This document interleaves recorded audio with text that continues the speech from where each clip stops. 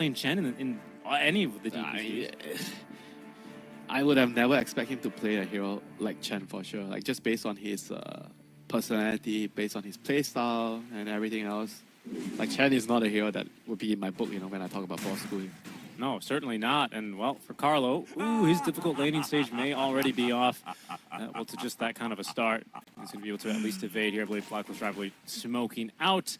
Able to be able to establish themselves on the Dire side. We'll see how Execration responds. We'll probably see Rich go 2 apiece now. Yeah, so it is not Bosku's first Chen game, but Winter, it is his first Chen game in over 3 years. He was back on Geek Fam when he actually played versus Signal Ultra. Ended up going for probably a build that... Was it an off-lane Chen? Was it that meta? It could have been, actually.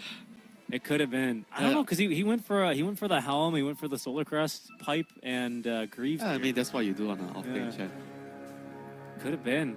Not his first time, though. In fact, it's his 5th Chen game. It's but not the same on a support.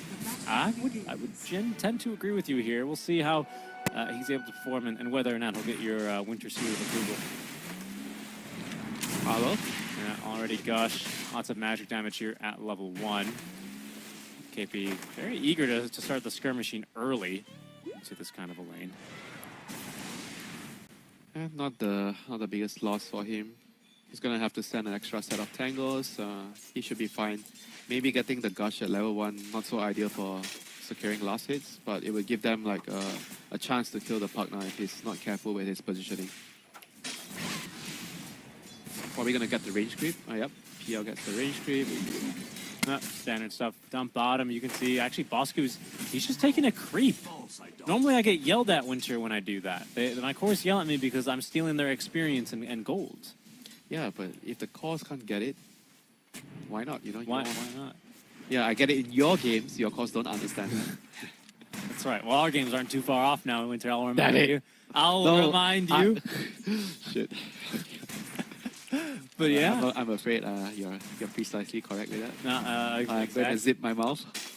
I don't know. I mean, I guess it would seem there must have been some communication there. We'll see if he ends up grabbing any more creeps. Of course, it always before the camp spawn in, right? Especially considering that Shanks has already blocked access to the easy camp, and I believe the hard camp are both blocked.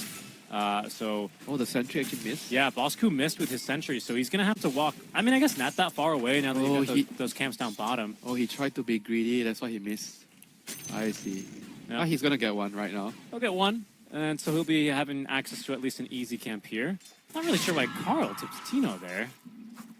Did you catch anything there? See that, just a quick little tip. Maybe he sent the boar over. But it's first blood up top, where Tim's is going to be able to get on top of Carlo alongside KP. That level 2, man, it's just so much damage with that move speed slow as well applied on the Tide. Just can't get away from it. Yep, with Snapfire as well, like Snapfire level 2 just gives you a lot of opportunities to kill. Like I said, you know, this lane is very dangerous for the partner and the PR. Tide, Snapfire, they pose a lot of kill threat on the lane, so whenever you are just out of position a little bit, you're just gonna be in danger of dying. On the other hand, the PR is also... He's actually getting more last hits than the Tide at the moment, so he's still doing alright, but I imagine the more levels you get into the Anchor Smash, the lane is just gonna get harder and harder. Yeah, it's just going to get more aggressive, especially because it's not just something you can doppel off, you know, to get your damage back to secure CS.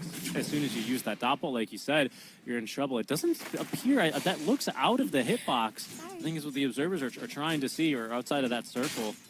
That parallax area, the meniscus. Do they teach you about the meniscus here? Nope. Can you teach me about the meniscus? Yeah, it's like when you measure in a graduated cylinder. It's the perspective, Winter. It's always about perspective here. And there's that healing shaman that I thought Bosku was going to be looking for. Yep, and Lotus Runes as well. Tide's going to get the one at top. The bottom one, not really not the main priority. Carl mid lane, though, dominated into Bob. There's a TP. Carl without spells, though, is going to have to get past his creeps versus Bob's looking to turn here. The rotation from Shanks, another scream of pain. Bob nearly goes down to the creeps, but it'll be the last one standing. Wow. Did not expect the Pango to be trying to kill the quad. Like, the Pango is actually doing really well in this lane. And yeah, sure, he died. That's really bad for him, but that's not the way I envision this lane to go, you know. I would expect like, the Pango to be like just trying to focus on breaking even, getting your own last hits instead of trying to kill the Queen of Fate. Yeah, Queen of Pain, one of those heroes that can kind of run away with things as well out from the mid lane, especially considering how well she scales with those items that you start accelerating, things get nervous. She's going to pick up the bounty, and now there's going to be a 4-minute water rune as well for her, so she's going to be fine going back to the lane with HP and mana. So not the biggest loss for her. Right. And things going fairly okay, I would say, for Palos up top. He's even actually got 7 denies up in this lane into the KP Tim's lane. Bit surprising as KP's going to be forced to use Gush to get the last hit there to guarantee it. Over here, Palos. Yeah, nice job by KP forcing out the Doppelganger. Yeah, and on the other hand, the bot lane, the Morphling, is having a very, very good time stopping the CS shot right now with 26.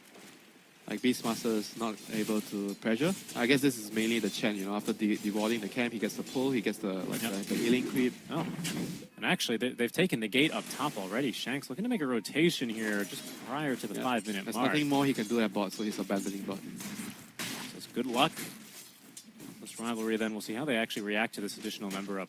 About to be nighttime, so it's a pretty good time to gank, because you won't be able to hard see him to come. kill the Tide. Maybe they can kill the Snap. Yep, that's what they're going to go for there. Blood Grenade already thrown. KP doing what he can, looking to stop Shanks from being in range of casting more spells. The second Blood Grenade as Paolo slowed to a crawl. Uses the Doppelganger offensively as Tim's caught by the second cast there. It's going to end up being killed too by the Skywrath Mage. Good recognition there. KP knew what was actually going to be able to get the reach there. Tried his best. Just out of reach, though. It's fine, you know, they have to use a lot of mana to kill the Snapfire. PL missed a couple of CS for that. I think that was a fine death, you know. As long as the Tide is not dying, I think he's really happy in this lane. I mean, so far, PL is also securing a pretty good number of last hits, a little bit ahead of the Tide. But overall, I feel like the Tide is just going to eventually get further and further ahead because the PL has no more resources in the lane, you have no more regen. And now it's time to contest the first power ring here, which are our favorite time to see what it is. But lots of rotations made. As Carl's actually going to commit on the Rolling Thunder. He'll roll